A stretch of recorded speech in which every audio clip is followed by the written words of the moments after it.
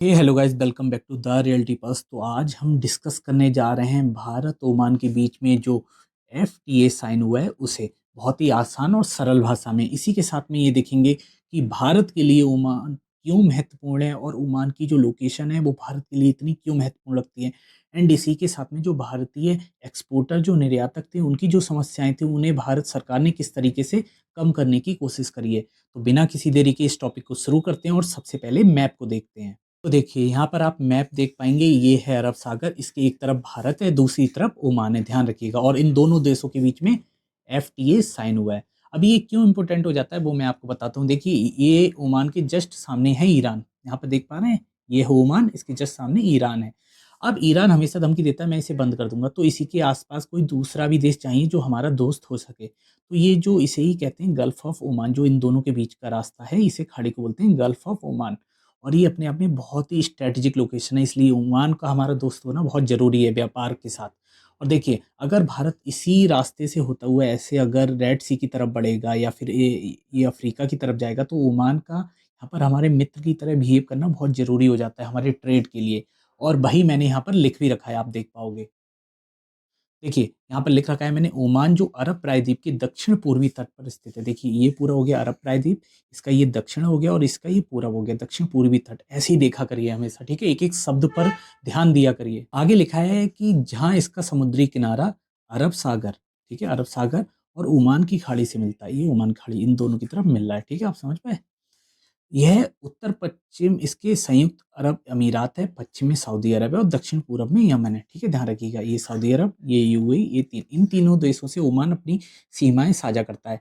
आइए अब जानते हैं कि भारत के लिए ओमान से इस समय एफटीए साइन करना इतना जरूरी क्यों हो गया था। क्योंकि देखिए लगातार भारत पर यूएस हो चाहे चाहे वो यूरोपीय यूनियन हो, लगातार प्रतिबंध बढ़ाए जा रहे हैं। तो देखिए आप सब जानते हैं कि यूएस ने अपने टैरिफ बढ़ा दिए, डोनाल्ड ट्रंप ने। और दूसरी तरफ यूरोपीय यूनियन ने भी अपने कार्बन टैक्स की वजह से व्यापारिक प्रतिबंधियों को और बढ़ा दिया, जिसके कारण क्या हुआ, भारतीय जो एक्सपोर्टर हैं उनकी लागत बढ़ जाती है। और इसी के लिए भारत सरकार ने 18 दिसंबर 2025 को ओमान के साथ एक व्यापार समझौते, फ्री ट्रेड एग्रीमेंट पर हस्ताक्षर करे हैं, ताकि क्या है जो पश्चिम एशिया में उसके निर्यात हैं उनको और विस्तार दिया जा सके, ये ध्यान रखिएगा। इसी के साथ ये समझौता भारत की उस स्ट्रेटजी के अनुरूप है जिसके तहत भारत तेजी से अधिक एफटीए साइन कर रहा है, ताकि क्या है उसके नए बाजार सुरक्षित हो। और खासकर ऐसे समय जब अमेरिका व्यापार समझौते को लेकर अनिश्चितता बनी हुई है। यूएस के साथ तो अभी तक हमने कोई ट्रेड डील साइन नहीं करी है, जिस और जो कब से हो रही थी, जब से हम पाकिस्तान से युद्ध कर रहे थे तब से हो रही है, वो अभी तक साइन नहीं हो पा रही। इसके कारण क्या है, भारतीय एक्सपोर्टर के लिए लगातार प्रॉब्लम आ रही है। इसी के साथ में देखिए भारतीय जो एक्सपोर्टर हैं वो भी अरब क्षेत्र में एक बहुत अच्छे बाजार की लगातार मांग करते आ रहे हैं कि हमें भारत सरकार अगर अलग अलग एफटीए साइन करती है और देशों के साथ अरब प्रायद्वीप में, तो उनके लिए भी अपना सामान बेचने के लिए और रास्ते खुल सकेंगे। और इसकी सबसे बड़ी वजह क्या है, क्योंकि वहाँ के जो मानक हैं वो यूरोपीय यूनियन की तुलना में कम सख्त हैं और सरल हैं, जिसके कारण क्या है, लॉजिस्टिक कॉस्ट बचेगी। लॉजिस्टिक कॉस्ट बचेगी तो उससे क्या है, हमारा एक्सपोर्ट होगा वो और बढ़ जाएगा। क्योंकि देखिए ये रहा भारत, ये है हमारा प्यारा भारत, और इसी के पास है ये ओमान, बहुत दूर भी नहीं है। यूरोप जाना पड़ेगा तो लॉजिस्टिक कॉस्ट भी बहुत बढ़ जाती है, और ओमान जैसे अरब प्रायद्वीप में हम ट्रेड करेंगे और देशों के साथ भी, तो आराम से पास के पास ट्रेड कर लेंगे, जिससे क्या है हमारा जो पूरा व्यापार है वो बहुत अच्छे से फल फूल पाएगा। और देखिए अगर यूरोपीय यूनियन के जो सख्त मानक हैं वो भारतीय निर्यातकों की अनुपालन लागत बढ़ा देते हैं, आप समझ पा रहे हैं, जिसके कारण क्या होता है, कई बार वो तो गैर शुल्क बाधाएँ जिसे बोलते हैं नॉन टैरिफ बैरियर के रूप में भी काम करते हैं, और भारतीय जो ट्रेड है वो अच्छे से हो नहीं पाता है। जबकि यूरोप का सामान तो भारत में बहुत अच्छे से बिकता है, लेकिन भारत का सामान यूरोप सही से नहीं जा पाता है। तो देखिए अभी तक भारत की जो प्रॉब्लम है यूरोप के साथ और अमेरिका के साथ वो तो आपने देख ली, और क्यों भारत ने ये एफटीए साइन करा है। इसी के साथ में जो ये अरब प्रायद्वीप है यहाँ पर भी थोड़ी प्रॉब्लम है भारत के लिए। देखिए जैसे गल्फ कॉर्पोरेशन काउंसिल है यहाँ की, जिसमें कितने देश शामिल है, एक ध्यान रखिए, एक बहरीन है, कुवैत है, ओमान है, कतर है, सऊदी अरब है एंड यूएई है, ध्यान रखिएगा। तो क्या करा था भारत ने, भारत इनके साथ एक समझौते पर हस्ताक्षर करना चाहता था, लेकिन वो समझौता इन पूरे खाड़ी सहयोग जो परिषद है इसके साथ हो ना सका। यही भारत के लिए सबसे बड़ी प्रॉब्लम हो गई।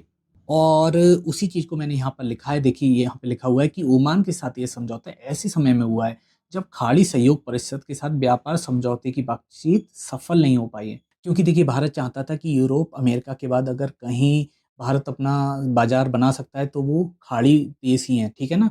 इसी के साथ इस सबसे इम्पोर्टेंट बात ये है कि ओमान से पहले भारत यूएई के साथ भी एफटीए साइन कर चुका है और देखिए मैंने लिखा हुआ है, खाड़ी सहयोग परिषद में इतने देश आते हैं, Bahrain, Kuwait, Oman, Qatar, Saudi Arab और यूएई। और इस समझौते के बाद भारत के पास जीसीसी के 2 सदस्य देशों ओमान और यूएई, इनके साथ एफटीए साइन भारत का हो चुका है। और इन 2 देशों के साथ भारत का समझौता होना ये दर्शाता है कि भारत अपनी स्ट्रैटेजी को लेकर कितना सेंसिटिव है और कितनी जल्दी से वर्क करता है। आइए अब हम समझने की कोशिश करते हैं कि ओमान भारत के लिए इतना ज़रूरी क्यों हो गया है। मतलब ठीक है, यूएई को हम सब जानते हैं कि दुबई के बारे में जानते हैं, सऊदी अरब के बारे में जानते हैं, ओमान के बारे में ज़्यादा हम नहीं भी जानते। लेकिन अब समझते हैं कि ओमान भारत के लिए इतना ज़रूरी क्यों है ट्रेड डील के लिए। तो देखिए, ओमान है वो यूएई की तुलना में भारत के लिए एक छोटा-सा देश है और कम विविध बाज़ार वाला है, मतलब डाइवर्सिटी कम है अगर हम बाज़ार को लेकर देखें उसके। लेकिन इसका जो स्ट्रैटेजिक स्थान है, स्ट्रैटेजिक क्षेत्र है जो इसका, वो पश्चिम एशिया में इसकी और अफ्रीका के साथ अन्य बाज़ारों तक पहुँच के लिए एक महत्वपूर्ण केंद्र के रूप में ये काम करता है ओमान, आप समझ पा रहे हो? और मैप में भी मैंने आपको ये अच्छे से समझाया है कि ओमान की क्या स्ट्रैटेजिक लोकेशन है और वो भारत के लिए क्यों इतना महत्वपूर्ण है। और देखिए, अगर हम अब ओमान के ट्रेड की बात करें तो देखिए, ओमान का जो कुल वार्षिक आयात है ना, टोटल एनुअल इम्पोर्ट है, वो करीबन 40 अरब डॉलर जिसे बोलेंगे 40 बिलियन डॉलर का है। उसमें क्या है, उसका जो मशीनरी का लगभग 2/3 ज़रूरतें वो अपनी आयात से पूरी करता है। उसे जो मशीनरी की ज़रूरत होती है उसका करीबन 2/3 वो बाहर से मँगाता है। इसी के साथ में ओमान मुख्य रूप से ऊर्जा भेजता है। मतलब आप सब जानते हैं कि जो अरब प्रायद्वीप है ये वाला, यहाँ पर क्रूड ऑयल वगैरह बहुत होता है, तो उसके रूप में ऊर्जा का एक अच्छा निर्यातक है, ठीक है? ध्यान रखिएगा।